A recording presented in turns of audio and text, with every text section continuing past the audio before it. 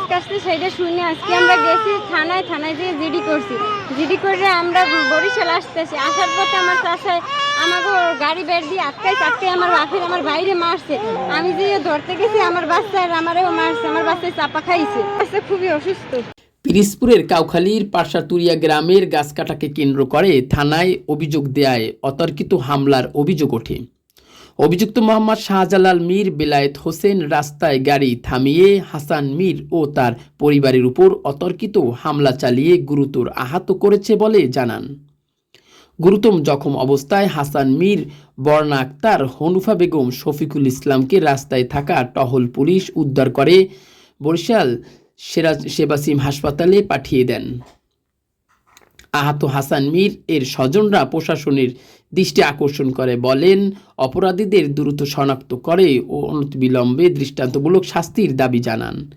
এর আগে ভুক্তভোগীদের বিভিন্নভাবে হুমকি দিতেছিল বলেও জানান আহত হাসান মীর। এ ঘটনায় এলাকায় চরম উত্তেজনা ও ক্ষোভ বিরাজ করছে। এ বিষয়ে কাউখালী থানায় অভিযোগ দিয়েছেন ভুক্তভোগীর পিতা আলম মীর। কিছু দূর ছাড়াইয়েই এই আমার ভাই সিএনজিলে বরিশালতে যাওয়া আছে, আমরা বরিশাল আইতে আছি, পথে বই আটকাই আমাকে মাছ শুরু। হ্যাঁ, ওই আমার নাতির ওই মাই হুদ্দ হালাইতেছে, নাতি পরে বিষয় গেছে, নাতির অবস্থা খুব। আপনারা কয়জন আহত এই ঘটনা? আমরা